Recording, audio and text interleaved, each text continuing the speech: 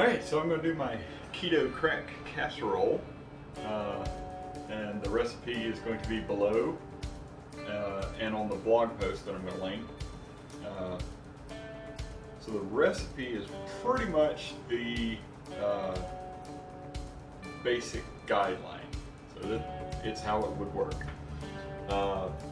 Normally what I do is put all the ingredients, all the meat in the pan and brown it. But today I'm going to try something a little bit different, and that is I am going to pre-mix the ground meat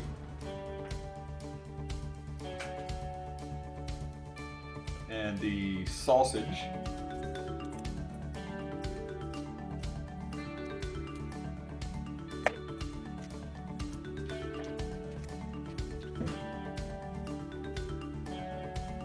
and Marie got me some chorizo. I think chorizo is going to go great in the keto crack casserole. So I'm going to be doing that.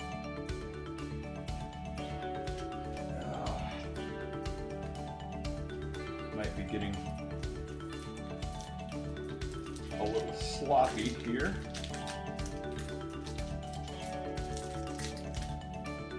Yep, definitely going to be getting a little sloppy here. So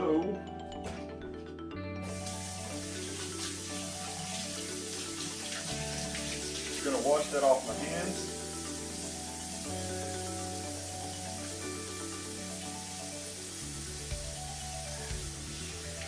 And it's a little tough to get off your hands.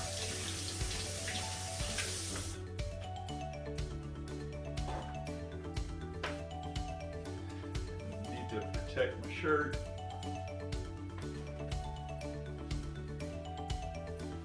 So an apron is really useful. Tie that on. And if you don't want ground meat all up in your fingernails,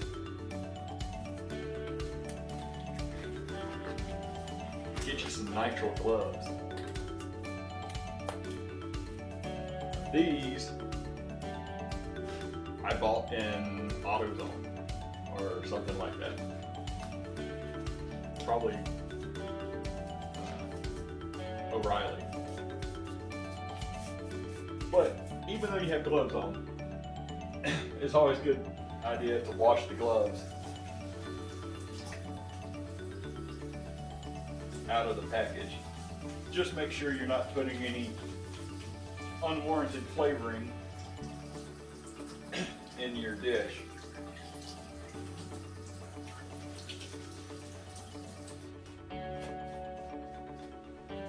All right, dry them off a little bit.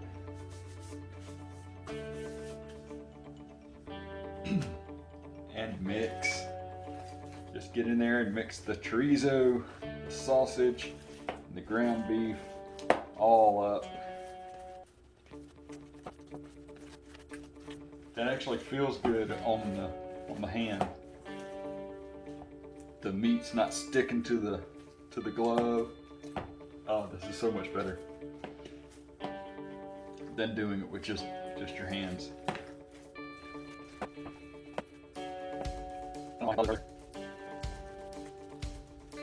And try not to drop any meat on the ground, because your fat orange cat will come and suction it up like a vacuum cleaner. Right. So you take that ground up meat,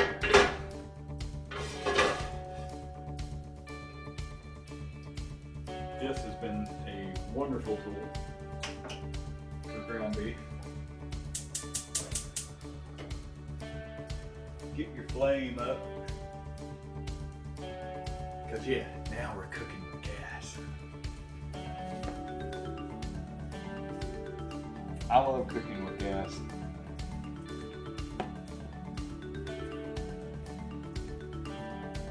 Some people don't like cooking with gas so much, but I think it's awesome.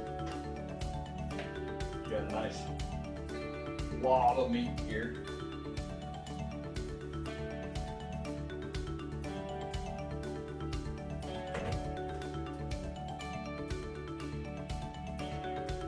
And now that we're through, yep, I'm going to wash the glove.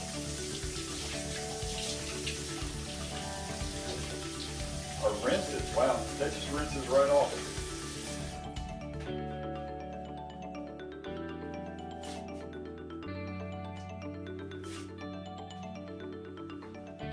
Take the gloves off because I might want to use them later.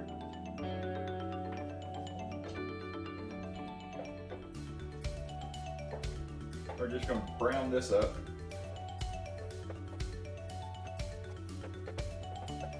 And I'll come back when it's brown. Alright, so while the beef is getting brown, I'm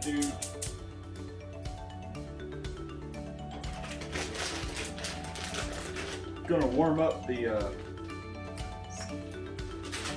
so I'm going to be using rice cauliflower, and this is for a just basically to bulk it up a little bit, make it last a little bit longer.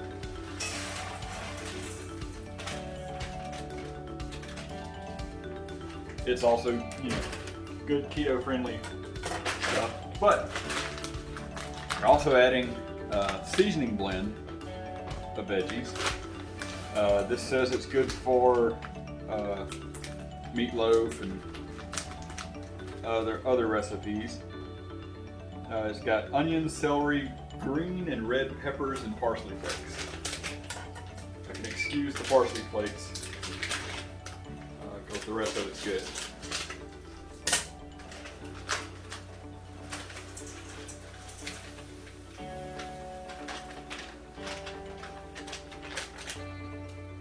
You might want to make sure that, unlike me, you get a adequately sized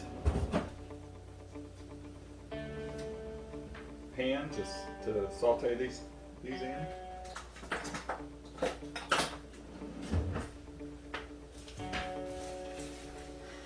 Yeah, that'll work. Just want to add, well, they're frozen, so want to get all of that thawed out, maybe some of it cooked out so it's going to mix well.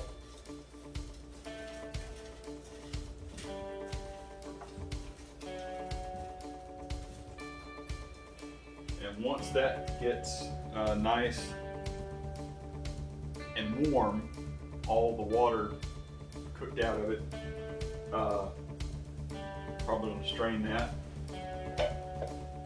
And the beef, the meat mixture is almost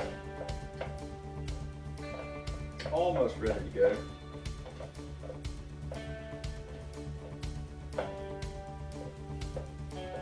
Just got to stir it around a little bit.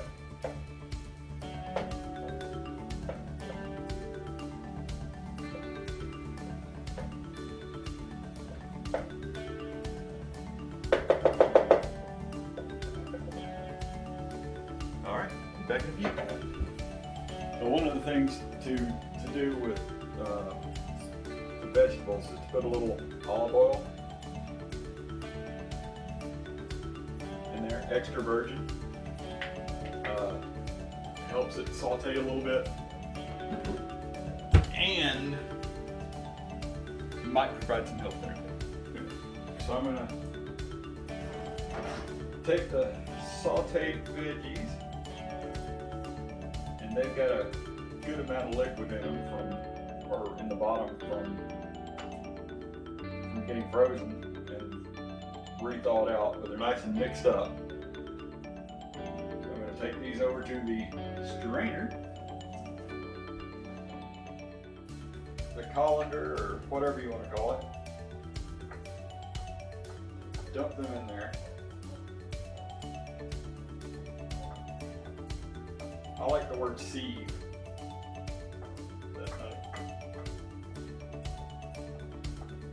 Most people nowadays don't even know what that is.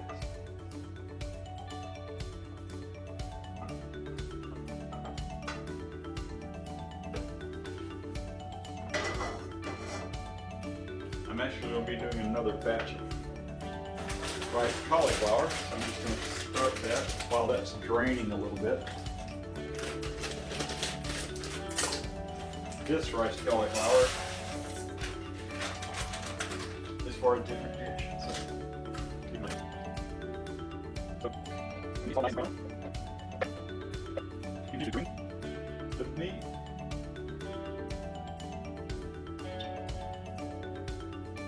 Benefits of the cook sample, but this doesn't have a whole lot of grease in it, so I'm going to not drain it. So the recipe calls for ranch dressing and onion soup mix, but you know, if you can try it with mild taco seasoning or taco seasoning and chorizo. But I'm going to stick to the recipe in this case.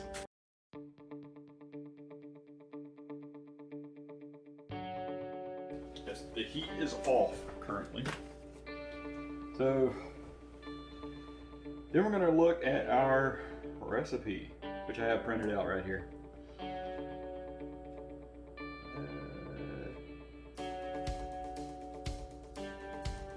I have tablespoons in the recipe, but they can be packets. We got our onion powder.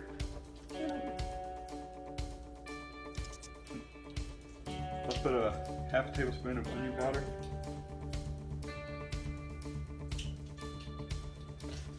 The onion soup mix might have covered that, but I like flavors. And I'm going to put half a teaspoon of garlic powder.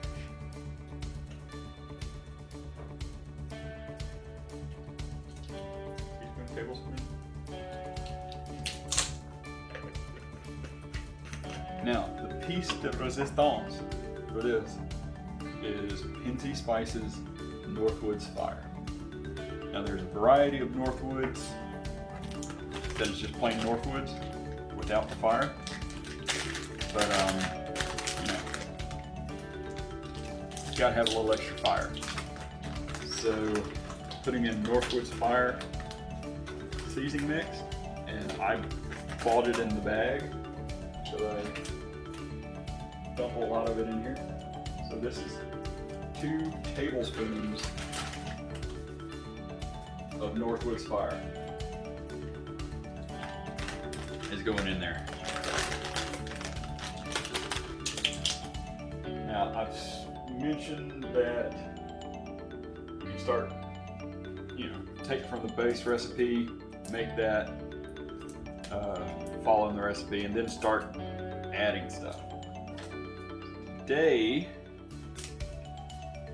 I am adding probably 2 tablespoons of Epic bone broth. And this is a jalapeno sea salt beef bone broth. Alright, and this Epic bone broth has been purchased from Thrive Market.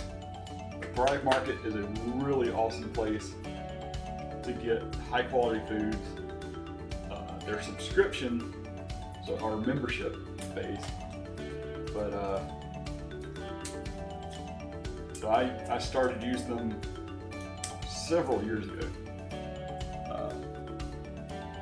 when I was kind of on a health kick and stuff like that. And I didn't use them kind of in the moves and stuff like that. I didn't use them for like a year and a half. And I was like, oh man, I just haven't used it in a while.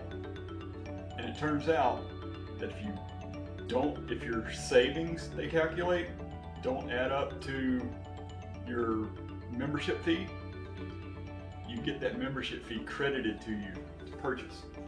So that's pretty awesome. So I'm shaking this bone broth up. Nice jalapeno bone broth, and I'm going to use 2 tablespoons of it.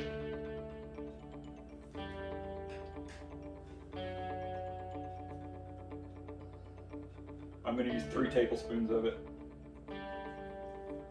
Alright, that should do. So this is going to be helps, bone broth has a lot of health benefits. So hopefully we're going to get some of those.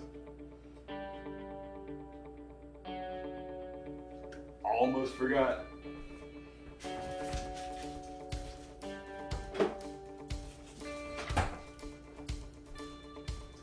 So the recipe calls for 2 chopped jalapenos and a chopped banana pepper. And cutting those open, digging the seeds out, all that stuff. A little bit time consuming. So I'm gonna kind of do it the lazy way. I got diced jalapeno peppers. The one thing about using the diced jalapeno peppers is the seeds are not removed. So you get the full flavor effect of the seeds, which is where the heat comes from. So if you dig the seeds out of the peppers, they're kind of mild. If you have any heat to them at all. But I'm going to use 2 tablespoons, heaping tablespoons of the diced jalapeno peppers.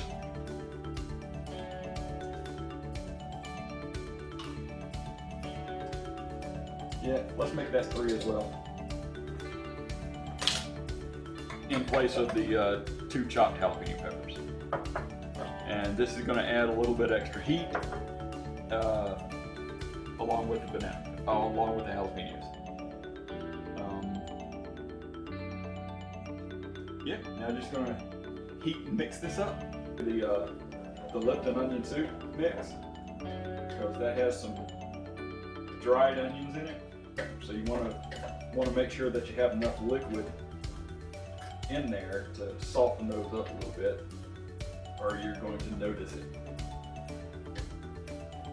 when you're eating. And yes, I do speak from experience in that.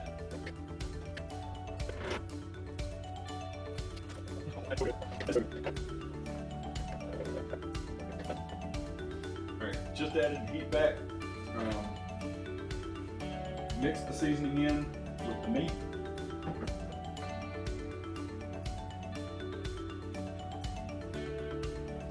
Pressing on the veggies a little bit to get any of that extra water out, and transferring the veggies in.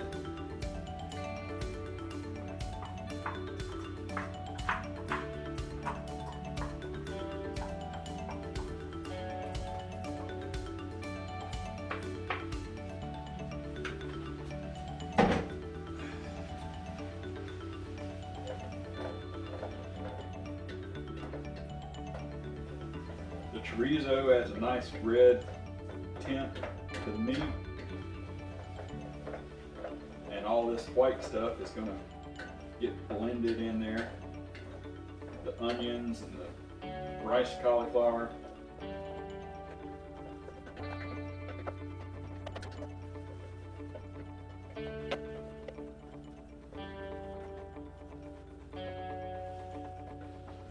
Good to hear that sizzle. Alright, turn it down just a little bit. Kind of get it to a simmering. Oven's all nice and heated, ready for that to go in. Now the cream cheese.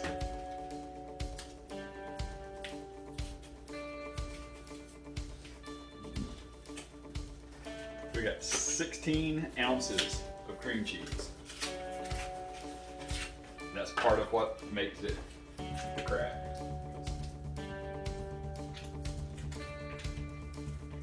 Just makes it nice and flavorful.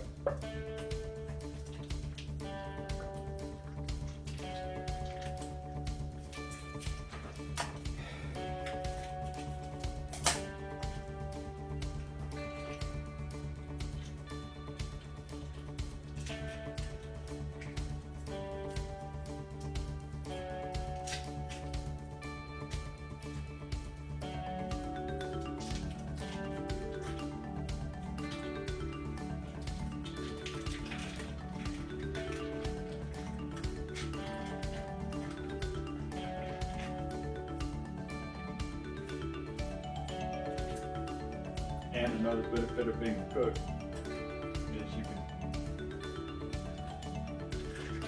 scrape off the little stuff that clings in here.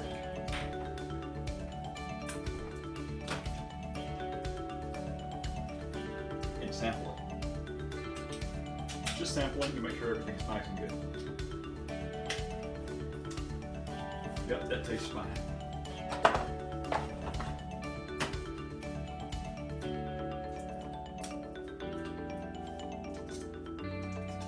Part of the reason to have the heat going is because you want to get the cream cheese melting. That one opened up so much easier.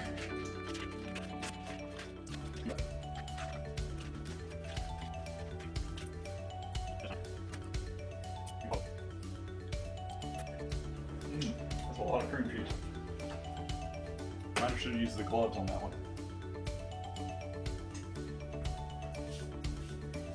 Anyway, so you got the cream cheese in here. Nice block of cream cheese. You're just going to want to blend it into the meat in the meat and veggie mix. You're going to get a lot of this. Just get it into the heat. Let it melt. Whisk it around.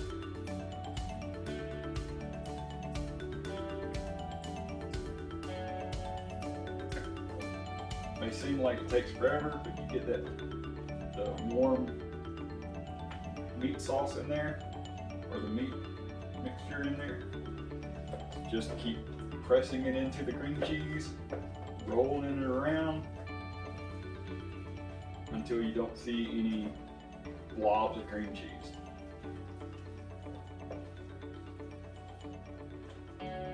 Although don't worry too much about the blobs of cream cheese, because if you're eating the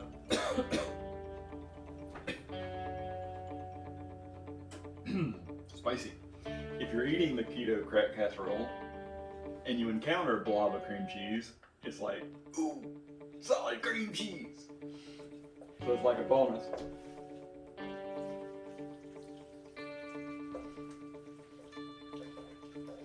But you just want to get that real good mixed in there.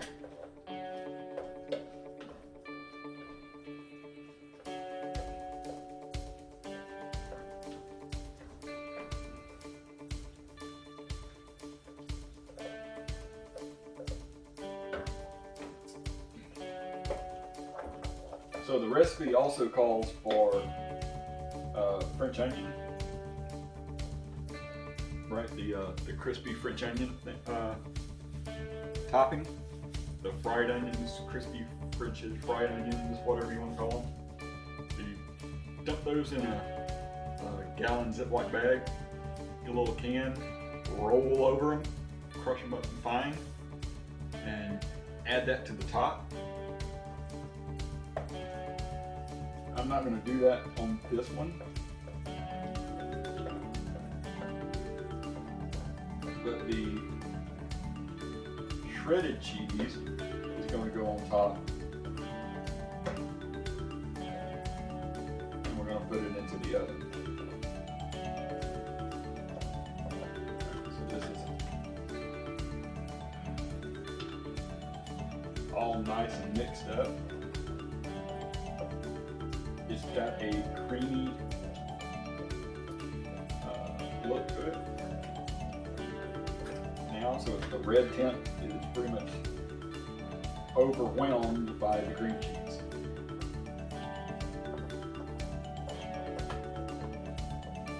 And I'm just going to work it until the cream cheese is all mixed in and good in there. Alright, so this has pretty much been thoroughly mixed in.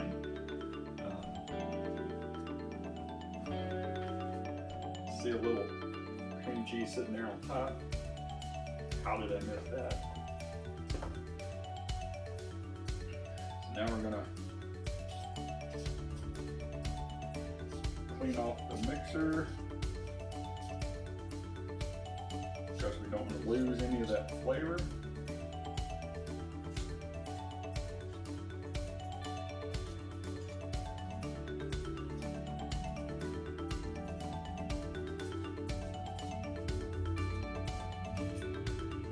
Only once this is thoroughly cleaned off the fork,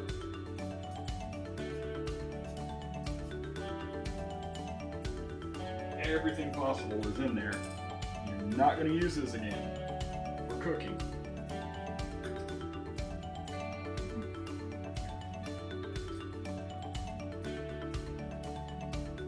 Only then can you lick it.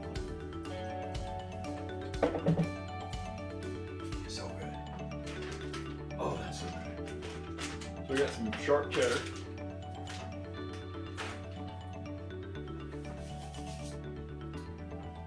And right now the top is a little lumpy.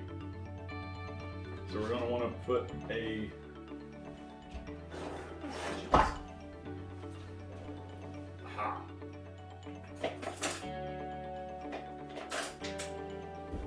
use the purple one. Just push everything down off the sides. And you're going to level the top of this off.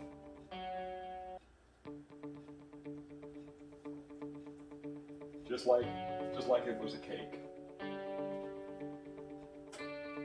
You want a nice flat mixed surface. The heat's off.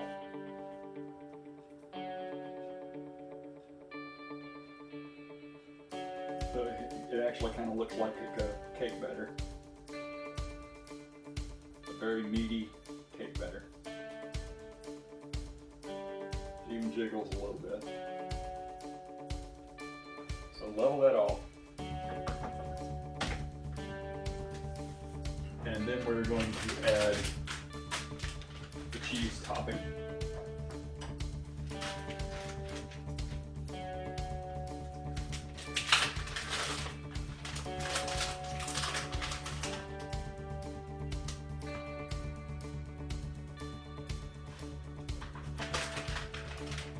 And if you're thinking, oh wow, how much cheese are you going to have in one meal?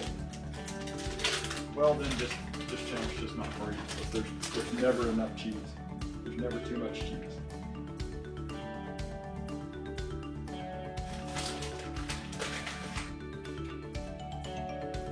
Just get a good layer on there.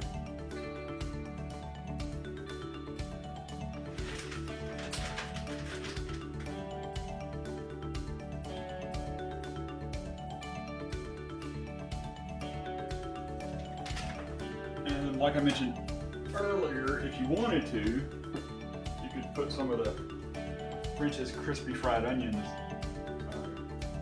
mush them up on top. I'm going to skip that for now.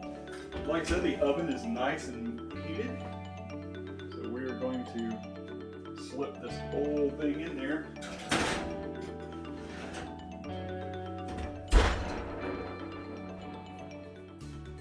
And bake it for 10-15 minutes. You know, just let everything heat up and have that top layer of cheese melt. And then we're going to dig in. Just pulled it out of the oven and going to let it cool down for a little bit, which is the kind of the hardest part. Having that delicious food right there and not eating it immediately. But fortunately, I can occupy myself with putting all the seasoning and stuff away. So, until next time.